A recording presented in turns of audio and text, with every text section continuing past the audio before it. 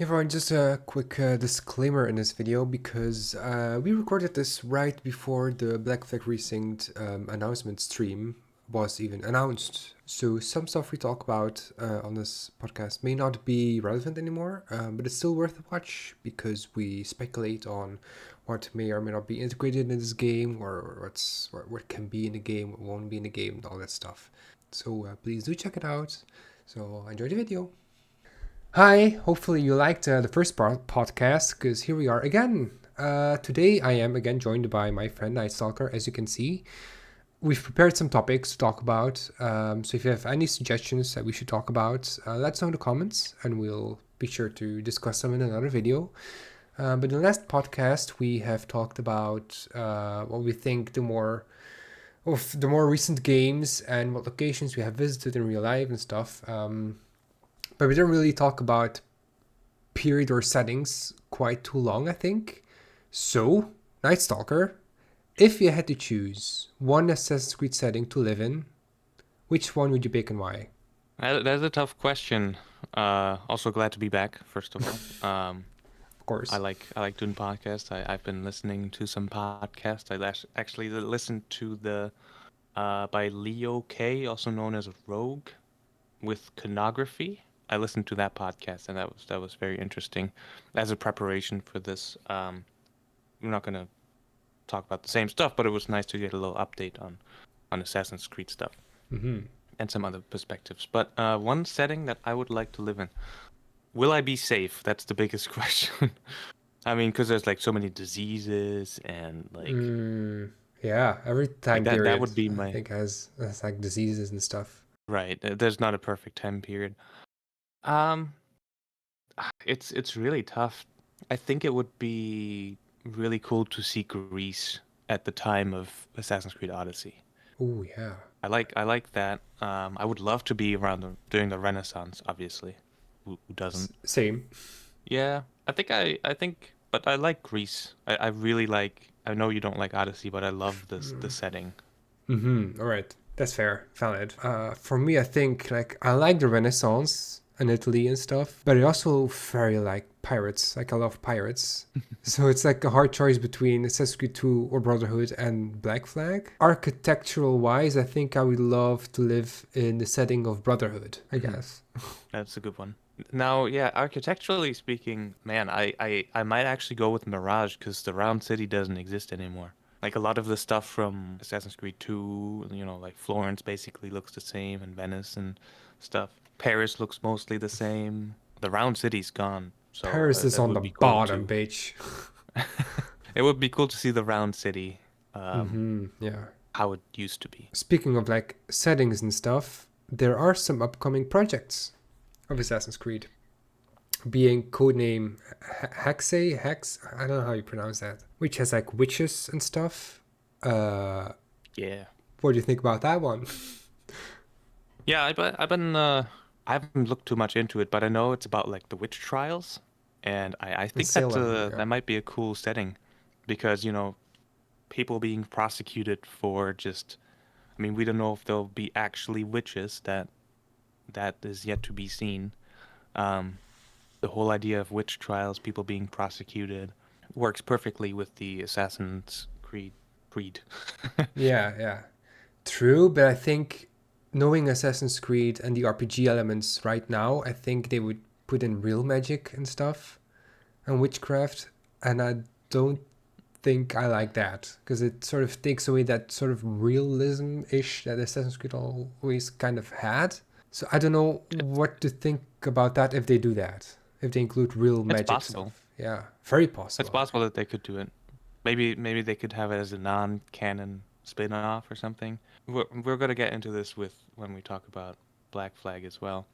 But Ubisoft recently had some major restructuring, bringing people back that have worked on older games, Oh, thank God. including like I believe people from the earlier games.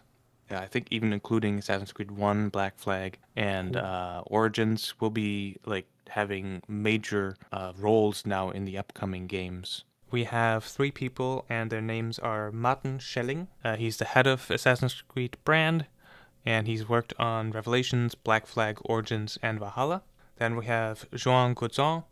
He's the head of content, and he was the creative director on Origins and Black Flag. Those two people already are the main reason why people are very hopeful for the remake. And then we have François de Billy. He's the head of production excellence, and he was a production director on Valhalla and Origins. And then the name of the former head of Assassin's Creed, it was Marc-Alexis Cote. He was a former vice president and executive producer for the entire Assassin's Creed franchise from 2020 until his departure in 2025. So that is a sounds hopeful to me.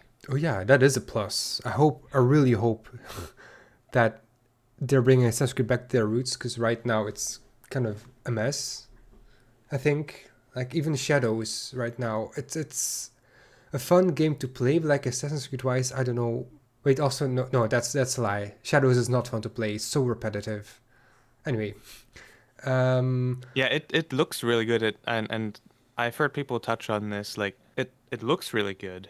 And like in recent years, I feel like a lot of video games were just trying to push that realism, like making it look really good and like ray tracing, but like there was no substance underneath. that's true. It does look And I very good. and I think, I hope, I hope Ubisoft is realizing the gamers don't really care too much about having these high fidelity. I mean, it's cool, but we want a good story and good animation and everything underneath. And I'm hopeful with this team that they put together that Ubisoft realized, okay, we got to do something.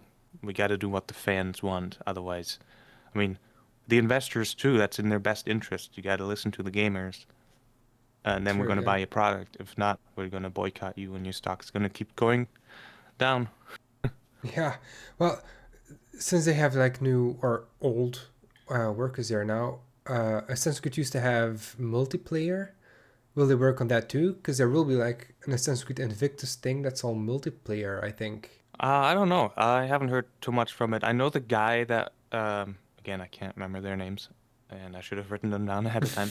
The previous guy that was in charge, um, who was basically forced out of the company, and he was the guy that tried to put all of the launchers into one and have like this one thing.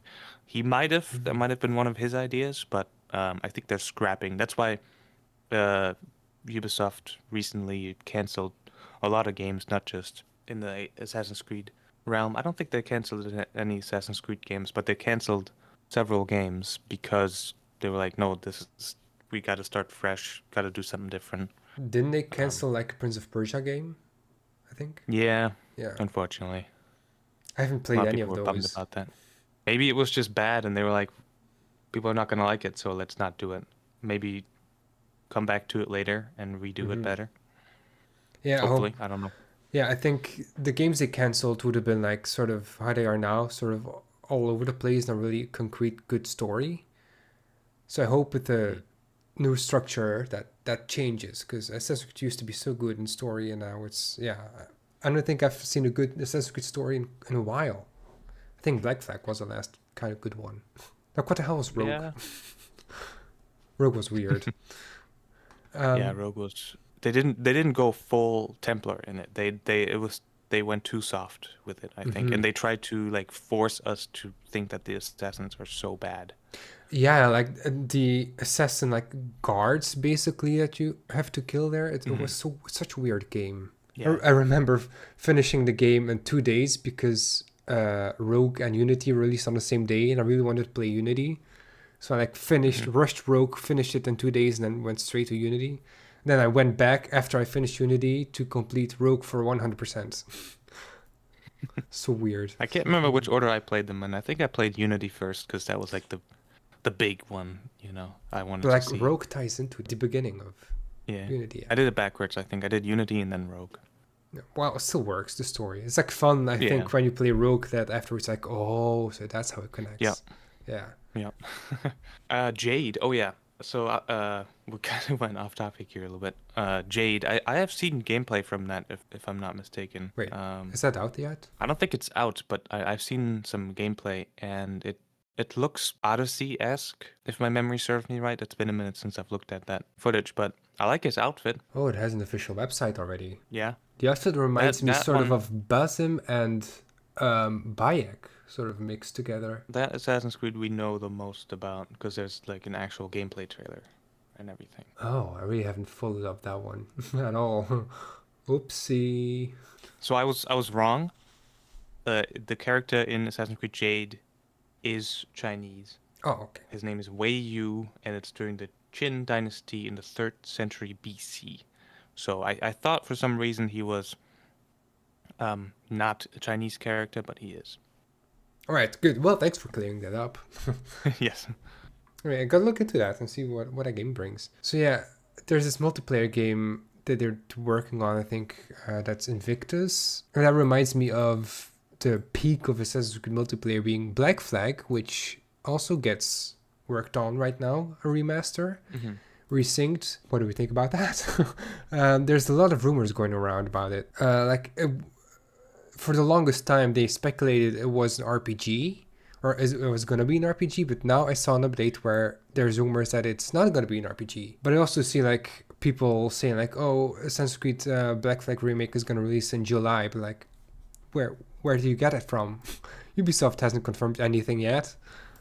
But there were also rumors like where they would add other characters to Black Flag, like more pirates, I think, that have their own more story. I think Blackbeard even gets more story tied to him, which is very good to see. What I would dislike about that remake is if it is an RPG, they're gonna implement like gear stats and like visible different gear and stuff, and I don't like that. I like the more head-on things. Like Assassin's Creed 2's outfit doesn't change. You can recolor it, but you can't change it, except for like the armor of Altair. But like that's basically what I like about those games. But it would be fun if they had better graphics. But like I said, with Shadows, like it's fun if it has better graphics, but the story needs to be good.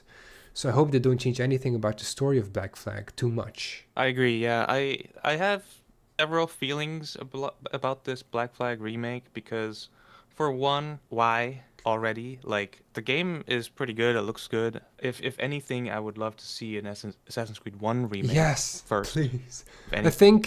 I think it will happen because they uploaded like a screenshot of like different Assassin's Creed logos there will be news on, and one of those was just the standard Assassin's Creed logo. So I think that might be Assassin's Creed 1. That would be sweet. I would love that.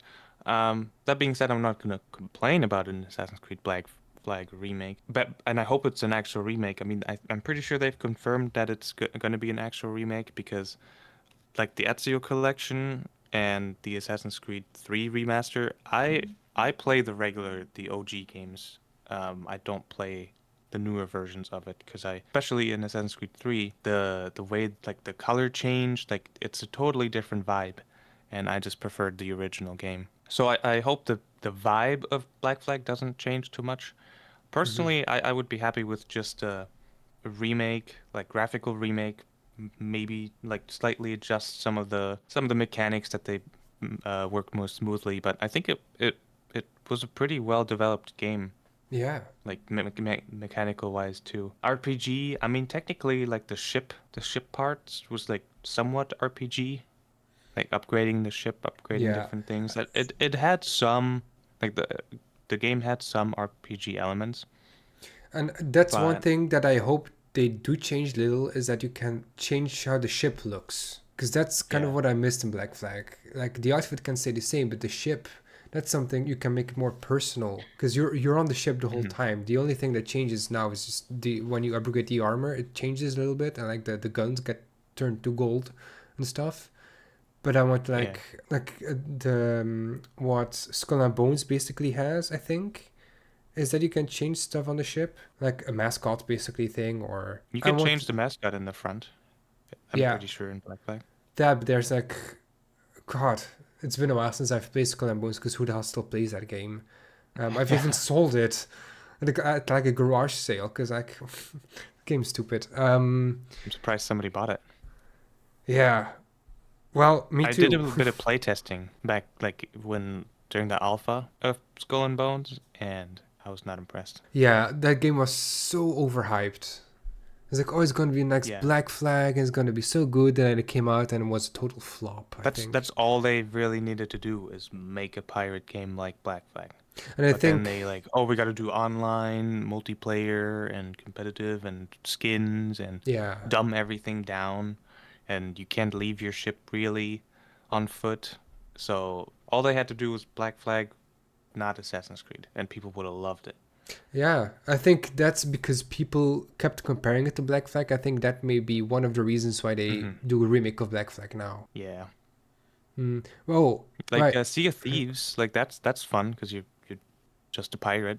You can go on islands. That's what I wanted. Like I wanted to go explore Yeah. islands, you know. Like that's what I wanted to do. I do hope that they expand the maps a little bit in Black Flag. I like some more locations would be cool Mm. for the remake. Um, I don't need any characters added or anything. That if on, the only thing I can think of is maybe expanding upon, you know, that as an epilogue with Edward, like how he dies, but maybe that's a bit of a dark thing to end the game Mm. on. Yeah, because it It is would in the just be cool to books. see. Yeah. Yeah, and a little bit in Assassin's Creed Syndicate too. Oh, But that might right, be like right. too depressing of a thing. Like, oh, you had this cool game and such an emotional story, and you're so nostalgic, Hmm. and then you're like, oh yeah, here is him dying. Yeah. Yeah, I maybe think not I a good could be idea. able to watch that, to watch him die. But Black Flag is already an emotional game. Like at the end, when everyone's dead and he sees him sitting around the table, it gets me Yeah, every that time. that's enough tears. Yeah, guess, and then like with Anne Bonny singing, it gets me every damn time. But also still being a little bit within Black Flag. The rumors were also spreading that they were removing the modern day, which I think Oh kind of yeah, yeah. sucks for Black Flag because the modern day adds to why the sage is there in the past because it's an extension because it's the same stage in the modern day. So I don't get the decision to remove the modern day from that. If they would remove it from like Unity or Syndicate, who the hell cares? With that initiate thing, what the hell was that even about? But I think in Black Flag, the main story actually has a purpose, and I think that's nice. But you told me that you don't really like the modern day. So I guess two things. First of all, I think they should keep it in. Maybe not pull you out of like, but then you would have to change like the writing and like the flow, the pacing of the story. I mean, uh, because I'm sometimes you're like, oh hell yeah, I'm doing this pirate shit, and then suddenly you're like, oh damn it, now I have to walk around with a friggin' iPad. I don't want Yeah, to do that. yeah. So I don't know how they would change that. The story still moves into each other. Like the reason you come out of the enemies is for a reason. So I don't know how they would do that without changing the pacing of the story. Yeah, I think they would just have to let keep it in. I don't know how you can tweak it. Hmm. Well, things like that is nice when the animus has to make like a time jump, basically. Like when, Hmm. for example, when Ezio went from Forli to Venice, there was a long time in between that. So then they pulled Desmond out of the Animus. That was nice to have that time skip filled in by the modern Yeah. day. I think when they do it like this, it's fine, and as long as they don't pull you out of the Animus too often, it's fine. But it has to work with how the story Animus goes along, and I feel like it also has to have a purpose. Like in Black Flag, the Sage in the modern day has a purpose because it appears in the past in the Animus. Yeah, and I liked what I liked about it too was finding out more about Desmond. That was like the main thing for Mm-hmm. me Mm-hmm. that I liked about the modern day in Black Flag was finding out more stuff about what happened to Desmond, and I like that aspect of it. But yeah, they need to make it a little bit more engaging than just. I think a lot of people just did whatever was necessary, and like they skipped a lot of the lore that you could have engaged with, but because it was made in such a boring way, they just got to make it more exciting somehow. Yeah, yeah. I don't know how, but Well, I think that way there were these people would enjoy it post-its more. that you could collect, which was not it's Yeah. not that exciting, but the post-its have like if you collect them all, it forms like you see the cult of Juno basically.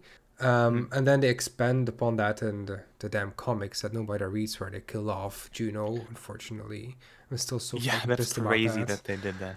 Yeah, like this whole entire build up in the games and then you just kill her in the comics. I think that's such a waste. It seems like to me that the people working on it just had the story laid out for one game, and then the next one had to figure out where to go next. It's kind of like the Star Wars sequels. J.J. Abrams had no idea where it was going to go, and then give it to Rian Johnson. He was like, what?" Yeah. So that's my best guess. Like that they didn't have an overarching, what's it called? An overarching Story for the modern story day. Yeah. laid out, plan laid out, so that it wouldn't feel as awkward. And like, why are we killing her off in the comic? Yeah, and then Sort of thing. later on they tried it with Layla, but then they basically gave her the same fate as Desmond. So it just all Yeah. turned back to Desmond eventually. Well, where she even met him, I think, sort of, or like an entity or something of Desmond, because he is stuck in the gray now. The So is reader. Layla. Yeah, the reader. Hmm. I think Nolan North actually explained it to me, like talked to me about it when I met him. That Desmond's consciousness is now somewhere because he touched that orb in the gray, sort of where Juno was, where she was trapped, but now they basically switched places, and Desmond is there, but he's stuck there now forever. And so now Layla is there too, and they're working together on whatever the hell Something. they're doing. Yeah, I still don't Yeah, don't get what the hell they're doing. it definitely didn't seem like they knew where to take the modern day after 3. They tried, Hmm. fill in stuff in Black Flag, like what happened to him. That was cool, but it wasn't really pushing the modern day forward. And then they did Unity, where it was just like, oh, you're playing a game basically.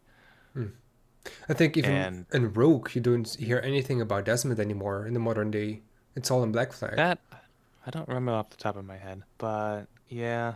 And then they kind of like tied it all back together, but I don't think it was a plan to tie it back together with the reader and the Layla and the tree. I don't think, I mean, I don't know, but it doesn't feel like that was a plan. It felt like Hmm. that something somebody came up with, was like, "Oh, that's how we can tie it back together." Yeah, But it didn't feel like it that they were working towards it. Like in yeah, Assassin's Creed 1, 2, Brotherhood, like they clearly have a goal in mind. And you can tell. yeah. And I even think with the reader in Valhalla, was it? I think, which is also not an Assassin's Creed game. Um, I think it's some sort of fan service actually to bring back Desmond there, Hmm. because we were all complaining like, oh, the modern day died with Desmond, and then that's I think why they sort of brought him back for just a brief moment, without actually bringing him back, because he's called the Reader. We don't know if it's Desmond, but it's the same voice actor.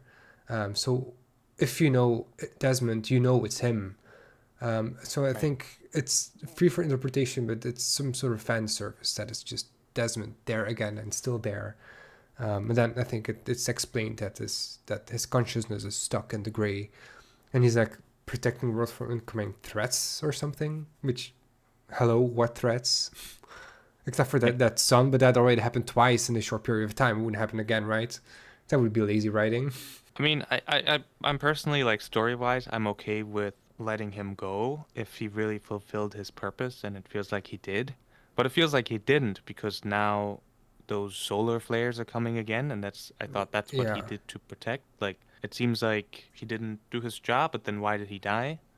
Did he just die Mm-hmm. to Mm-hmm. because Juno manipulated him? I don't know. I feel like he deserved a better ending or another Yeah, chance, because and it seems like they're trying to do that with the reader thing, that he's trying to fix whatever is going on. yeah, and I think like Desmond touched the orb in that temple, but Valhalla said like, oh, there's another orb, and because that one was activated, that one's like sort of overheating, so it needs to be fixed, which is also sort of like lame, I think. Because yeah, there was this one orb. Desmond did that. He saved the world, but for what? Because it's just there again. And what's the point of having the orb to save the world if another orb is then overheating and it happens all over again? Like, what's the point of that then? I don't Who know. designed That's a that? good question. It's like those It's a puzzles good in question. Resident Evil. Like they design these weird puzzles to open a door. Like, how do they get in normally? I don't I, like a lot of people just want him back alive, and I just don't think that's Mm. possible to do, They which should. is okay. I think they could be cooking with the reader thing. They just gotta keep up with it because they didn't do anything in Shadows.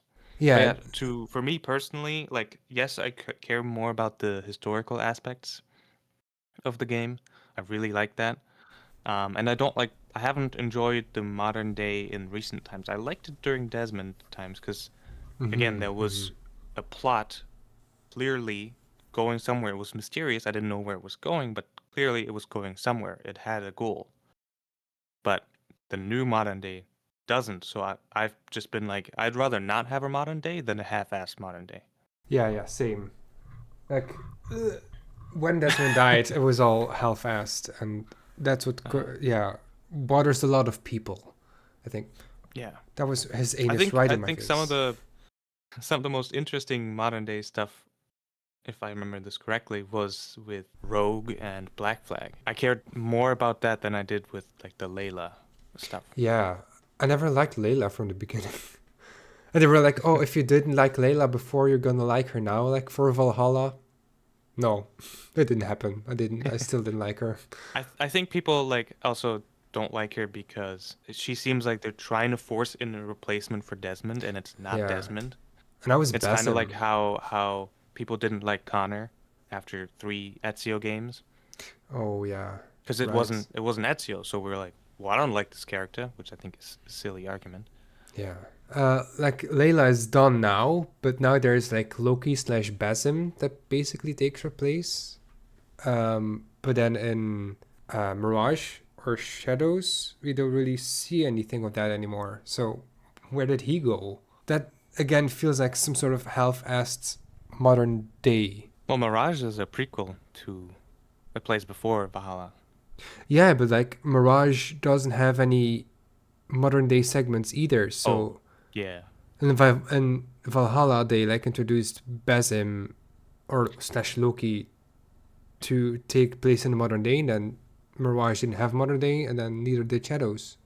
So what's happening with Loki now? Yeah, What's his you thing? would think that if they set up a whole thing about his around his character Mm-hmm. in Valhalla, that in Mirage they would, um, expand on that. But maybe because people were saying like, no, we don't want this shit, they were like, okay, we're just not gonna do it then. Yeah, people are so I don't know. against the modern day because there's no overarching story that the story that they've probably came up with for Basim, they just threw it out, which I is, think or I think, the studio that will be working on future Assassin's Creed games, it's going to be, oh God, I think Montreal, Toronto, I don't know. Whichever one used to work at the earlier games, they're Montreal, I going to be think. working Yeah. Oh, good. on Assassin's Creed again. Oh, good. I don't know why they're different, what makes them different, like, but yeah, that's what I heard that the original studio will be working on it again. I think some studios like in Europe closed too entirely. I think, but that was years ago. Hmm. Wait, what else for upcoming projects did we have? Oh, right, the Netflix series. Yes, yes. I have sent you a picture on Discord. Oh That yes. was indeed, you guessed it, for the a set for the series, which I didn't want to It tell you, looks like but a you quarry guessed it. Yeah. And do you or know like what the setting is for that show? no, I don't remember. It definitely looks like there's some pillars and a quarry.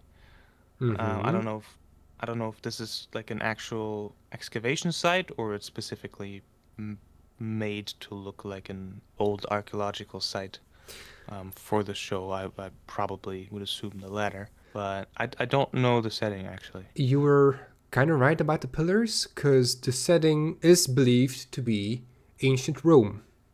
It's like Okay. 64 AD, which is after Origins, but obviously before Brotherhood.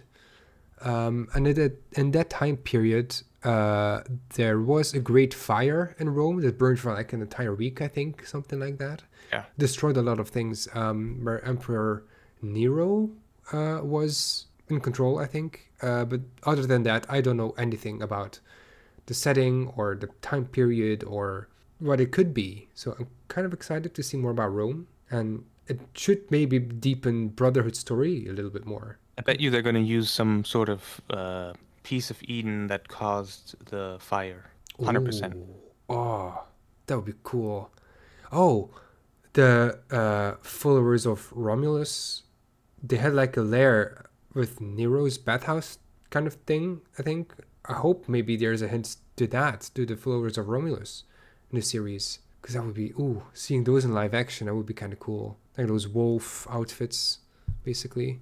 So Nero apparently blamed the Christians or the Christian community in the city for the fire, but others blamed Nero's incompetence. I did hear that his rule was kind of chaotic. So I hope they expand on that then. Because I don't know much about that, actually. So I'm kind of curious to learn more with, well, the hint of creative freedom writing thing. Right. It says the fire started in the merchant shops around Rome's Chariot Stadium, Circus Maximus, Oh, yeah. and it took 6 days to Where, bring it under control. where the Templar agent was. That yelled, "Where is Rocco?" I think that's where that was. But yeah, I don't know much else about the show. So I met Nolan North too. You already know this, but Yeah, for the viewers, um, that guy up I met him there. too, and I asked him about the show, and he said he would love to play a character in it. Not Desmond, but he wants to play a bad guy in the show. Ooh, But he didn't confirm whether he's in it or not, just that he would like to play a bad guy in the show. I hope he's in there. That would be like a nice Easter egg, like uh, Mhm. in there for him. Like he was in the Uncharted movie. That was like a cool Easter egg. So I hope maybe in the series he will be in there too. I haven't seen the Uncharted movie, but I still have to. It's good. I watched it 1.5 times. He told me that he went to like a meeting, not an official meeting, but where all the actors meet that worked on Uncharted, including voice actors from France and Spain and Germany, and like they were all really nice, but apparently the one from Germany was not. He Oh, just kind of he was like he asked Nolan North, "Who are you?" And Nolan North oh, was like, I'm the reason you have a job." He didn't say that, obviously, but that's what I thought of it. God. Like that you're next to the man. Like he's the reason you're here. Nolan North is like the god of Uncharted and Yeah, and Assassin's he's like the Creed. nicest guy ever. Why Yeah, would this guy be a dick to him? yeah. Oh, oh, there was so much more I wanted to tell to Nolan North. Like I made Same. a Yeah. post on my Instagram where I kind of emotional, where I talked about how I got into Assassin's Creed. I kind of wanted to tell him too, because he's basically one of the reasons I'm still here. I think. But anyway, that's maybe for another time. Let's not even dwell on that right now. So yeah, I'm kind of excited for the series, and people said the movie was bad. So I hope maybe they learned from the movie and maybe worked on the series a bit better, because I actually don't know why exactly the movie was bad, or people think the movie is bad, because I like it. Now I haven't watched it in a while. I want to watch it. I just haven't gotten around to it. But I asked Nolan North about it too, and he said he met Michael Fassbender, Oh, and Michael Fassbender said to him, "I'm sorry for that movie. I know we disappointed you." but why? I like the movie. And Nolan North doesn't like the movie either, apparently, if I remember. Oh. If my memory serves me right. I was very nervous talking to him. So, Nolan North, if I misquoted you, I'm sorry. Oh, but and even said that there's no sequel for the movie, because I liked it. It's like one of the movies like I can just keep rewatching. Like when I don't know what to do, I just rewatch the movie, and I don't get bored of it. Really? I've only Yeah, seen it once.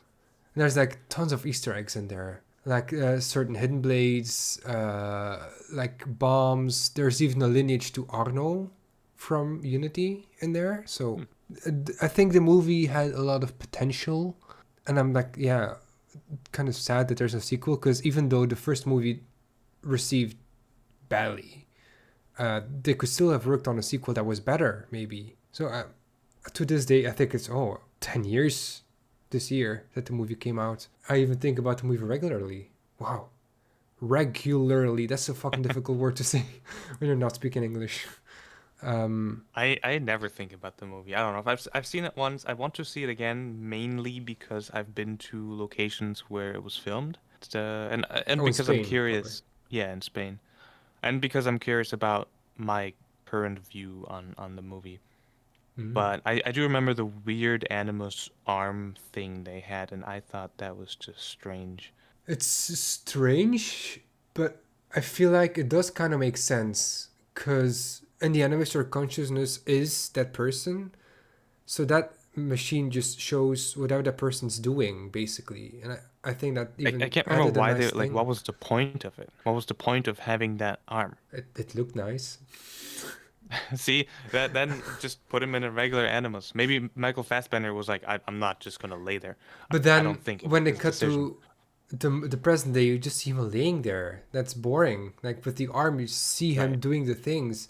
And I think even towards the end, it kind of had a meaning. You see him struggling and refusing to work with it in the beginning. And then the more he did it, he's like, oh yeah, I have to do this. And you see him do the movements that his Mhm. ancestor did. I mean, he could have done things outside of the animus completely, True. But I do like think kind of like Desmond did. He goes to sleep, but he discovers shit about Abstergo and all this stuff. but Like that would have been a possibility. But the thing is, for Desmond, he just lays in the animus, and with the bleeding effect, he can suddenly do it. But with the animus Right. arm thing, he actively does it, and he trains his muscles to do the movements to learn that from his ancestors. So I feel like that makes sense. That makes more sense than just the chair where he I don't just know. lays It, in. it doesn't make sense to me because Desmond is capable to do all the parkour stuff from just laying there. So like what they did is, and especially if this movie was targeted as Assassin's Creed fans, which it should be, it's called Assassin's Creed. You set up this expectation of how the animus works, and then you completely flip it and change it. And then the fans are going to be like, "Well, what the hell is this? I mean, there's This is silly." also the animus in the beginning, or in general, I think that Layla uses. It's a portable animus that also wasn't done before, so that's also different. I think there's just Well, possible different I can animuses. see like with technological advancements that it can become smaller, and I mean the one that Desmond uses in 2 is somewhat portable. They can pack up their gear and drive somewhere else and set it back up somewhere else, and then over time it becomes more and more portable. But the core is still you lay down like it's a bed, and that's how you access it. Hmm. Like it stayed consistently. That's how you access it. There's no you don't move around. And now that I think of it, the arm, like when Michael Fassbender's character is connected to the animus in the present day, I think what they see on their screens is through the eyes of Aguilar.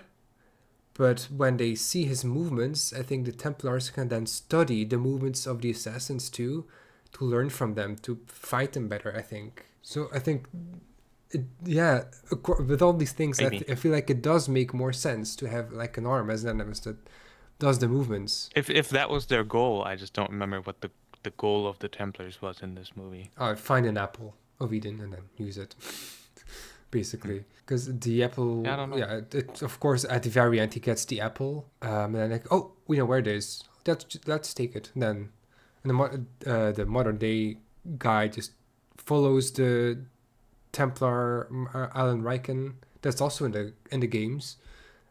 Kills him there, picks up the apple, and then leaves. And that's how it ends. So there was potential for a second movie that it could have written better if I have to follow the arguments of the fans. Unfortunately, never came.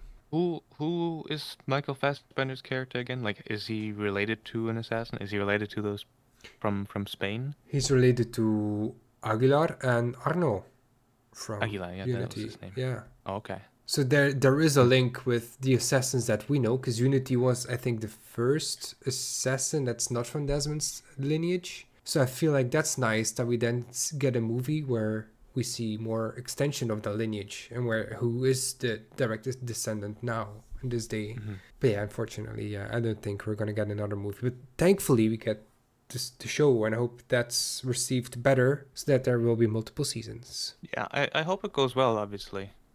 I always want Assassin's Creed to do well. All of the fans, I think, agree with that. We want Mm.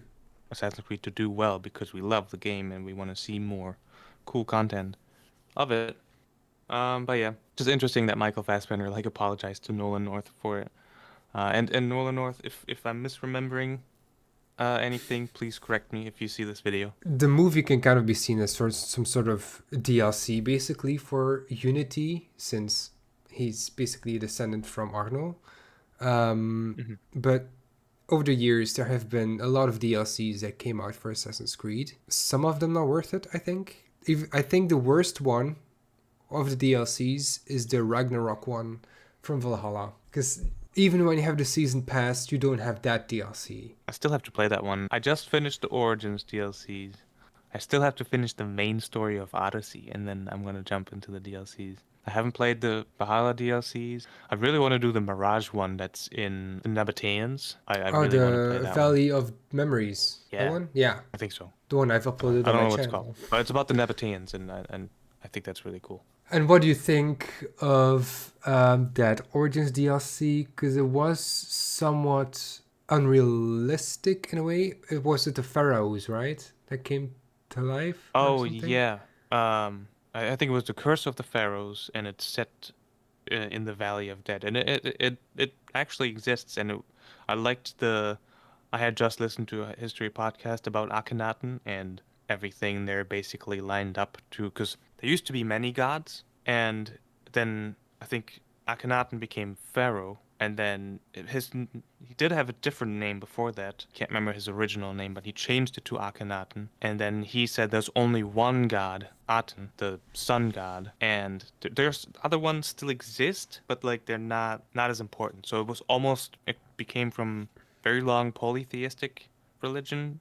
It turned into a monotheistic religion with just Aten. And then came God, The other ones, like I probably. said, yeah, and he even like sent people to like erase things from like stone writings, like erasing them from walls and like replacing it with Aten and stuff like Oh that. God. Um, so that was interesting, like the historical aspect of the DLC, and then all of the pharaohs they're related to Aten that we fight. I think like Nefertiti and oh gosh, I'm blanking on the names right now. So I thought that was interesting. I like that DLC more than the other DLC where you go and fight against this. He was like the son of the guy you kill. I think he was part of that the ancient Order of the Ancients or whatever they're called in that game. He was part of them, and he was in that desert town that was completely covered in sand, or mostly covered in sand. It's And been because so long. He betrays Bayek, and then Bayek kills him. And then the son, he's a child in the game, but then years later he runs into the sun. I don't I think he remember. ends up sparing him. I That don't. that DLC I didn't care for too much, but I liked the other one. Well, since basically you talked about gods and stuff, what do you think about religious aspects in Assassin's Creed? Yeah, I think it's always been a core of the Assassin's Creed games since the beginning. With the Like books the first one is burning, about the first one is about Crusades, which the is a Crusades, which whole is a religion, yeah. yeah, it's a religious war, and that's been part of it. And then you had the Roman gods like Juno and Jupiter and Minerva. Those are the Roman names, and I personally liked how they did the Greek counterparts, the Egyptian counterparts of the gods. I don't know all of their names, and the Norse counterparts. So they're all the same character, just like it is in real life, basically in real life religion or mythology. They're counterparts in each society. You know, you got Jupiter, and I think it's his counterpart is like Poseidon. I could be completely wrong, and I sounded stupid there. Might be, I don't But know. basically, you know, they're crossing over. Each culture has its mythology, but it's interesting that they cross over between cultures. They just have different names, but they, for the most part, do the same thing and stand for the same thing. So I like that depiction, and mythology is a real part of history. So the way they bring it into the Assassin's Creed through fantasy, which it's always been fantasy or sci-fi, you know, the Animus itself is sci-fi. The way they bring it in, It's sci-fi, but I think it fantasy is works. different. I mean, Because to me, the religion aspect, yeah, that's good about Assassin's Creed, but mythical things are, in my opinion, something else entirely. Mythical is something that never really existed, sort of. It's believed to have existed, but like those giant scorpions and like the mythosaur and stuff and Odyssey, wait, that was that. the Mythosaur? That's the Mandalorian. Oh, wait, what's the I actual think you thing? meant the Minotaurus. Oh, Minotaur? the Minotaur, yes, that one. In Odyssey, that really took me out of it because that never existed. But the religion stuff, like in Assassin's Creed 1, that's realistic. That really happened. It's a core part of the history of the world. But then come the mythical stuff, and that took me out of it. I think that's not what Assassin's Creed is supposed to be. It makes sense to me personally because of the way they describe why it is that way. It's because the precursors, they messed around with their fancy machine and maybe did some like genetical like manipulation, and that's how these weird hybrid or these monstrosities came to be because they were researching and experimenting on humans and maybe even their own civilization, and that's how some of these abstrosities came to be. And so I can understand it from that perspective, and that's why Yeah. that's why the people at the time had these mythological creatures in their memory. It was very real to them at the time because from the Assassin's Creed lore, it was real. People have seen it, but maybe not survived. It was like been through the grapevine, like, but it's because of the ancient the Isu. They caused all of it. I get your point, but I still think it should not be integrated in Assassin's Creed. Really, I think they should And it's stick only to it's only in the really old games, so they might have died in more recent ones, and that's why they don't exist in those. Because it's only yeah. been in Odyssey and in Origins, really. And well, yeah, I guess a little bit Valhalla, but those are really long time ago compared to the more recent ones. What does bother me is that like when Ezio met Minerva in that vault, he's like, "Oh, you're gods," and she says like, "Oh no, we're not gods.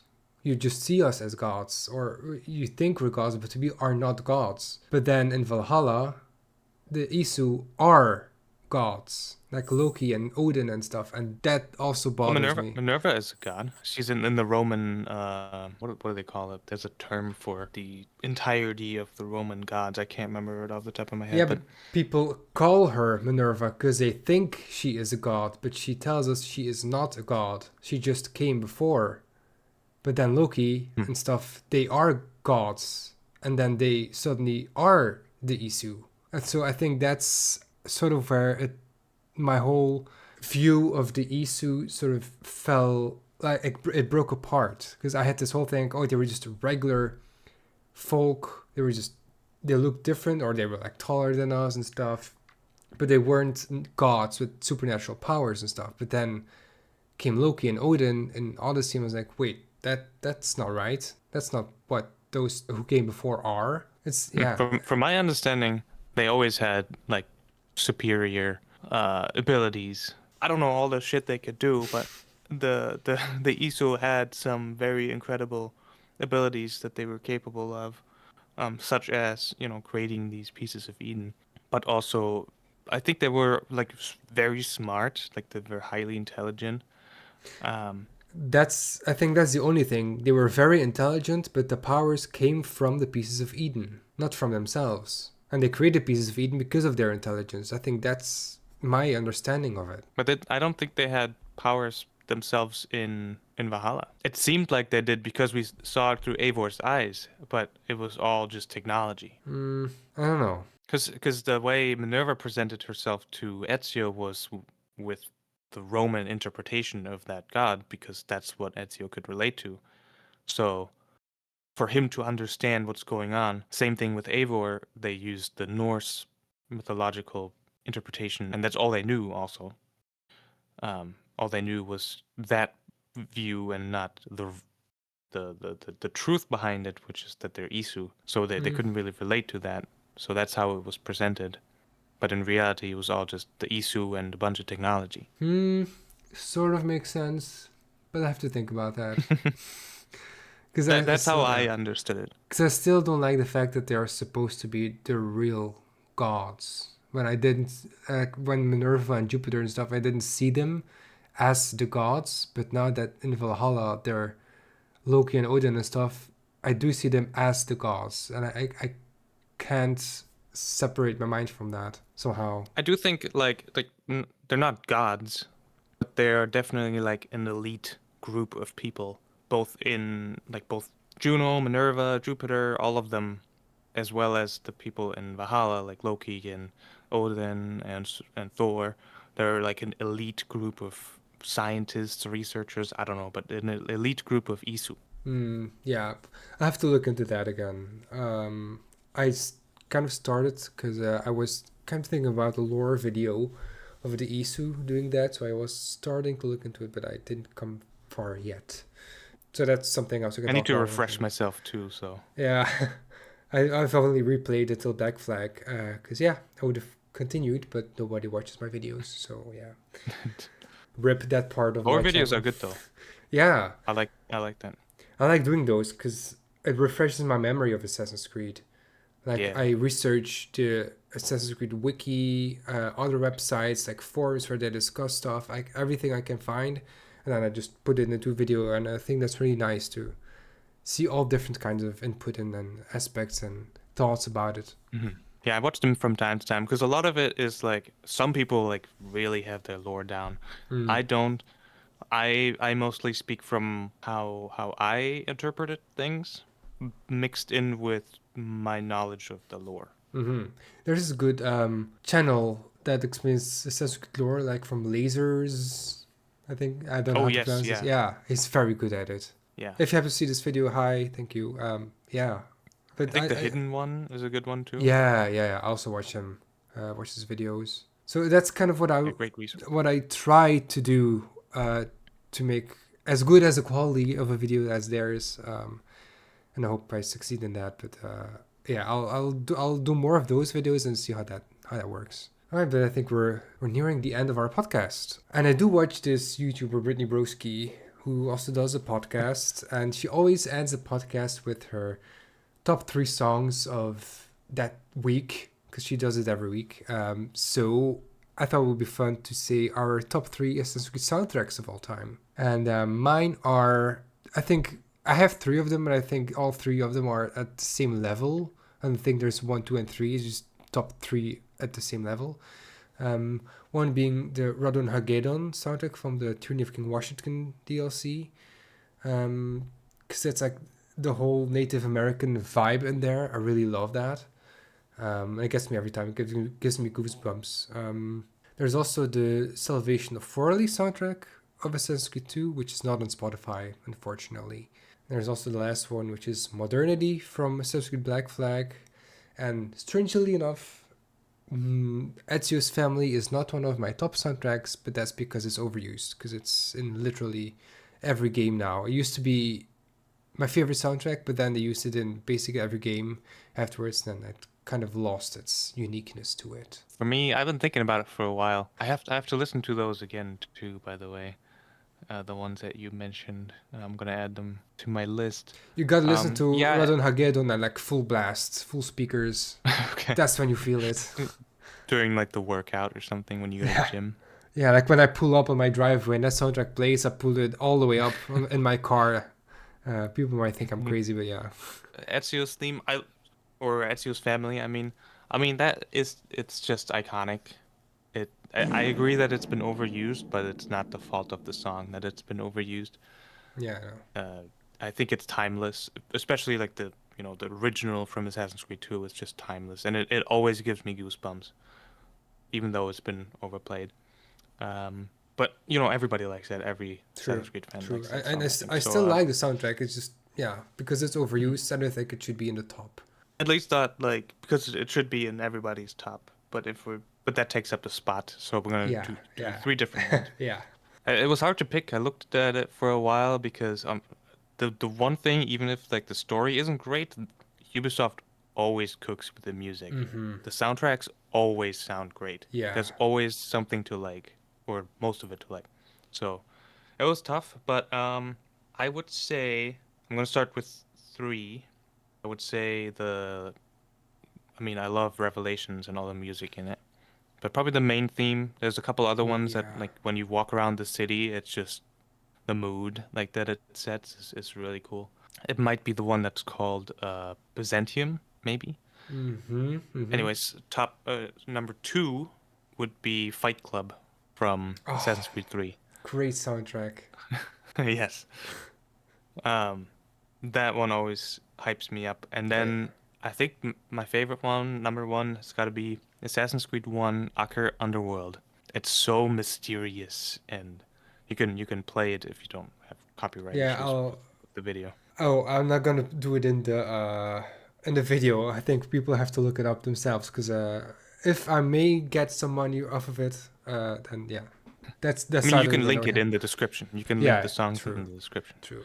But yeah, Aker Underworld, I think it's just so moody and like mysterious and like Mm-hmm, mm-hmm, I I I love it. Like the singing in it as well, which is not you're not really singing, but more like preaching.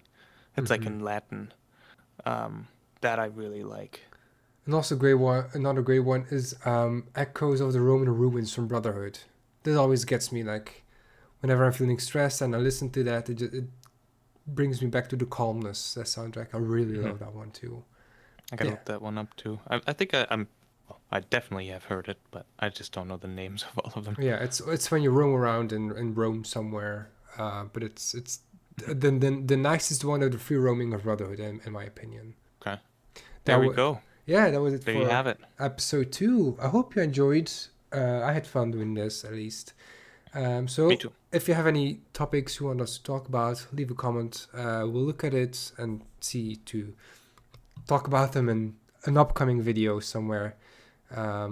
So thank Let you us for know if you watching. want like podcasts about one topic or just what we Hmm. have been doing about all sorts of topics. Yeah, could be also just not Assassin's Creed per se. It can be anything like other video games. Life is Strange is popular now, I think, with the new game. Or well, by the time this podcast comes out, maybe not anymore. Resident Evil is waking up again, so We they're got there. Star They're Wars, there. new Star Wars shows. We got the Mandalorian movie and Oh the yeah, Maul Shadow Lord just yeah. came out. There's So tons yeah, of stuff to any talk other about. Yeah, fandoms? Yeah. yeah. So there's tons of stuff to talk about. So let us know in the comments, and we'll see to it. And I hope we'll answer your questions. So thank you for watching. Subscribe if you haven't already, so you won't miss out on the next videos. And I hope I catch you next video.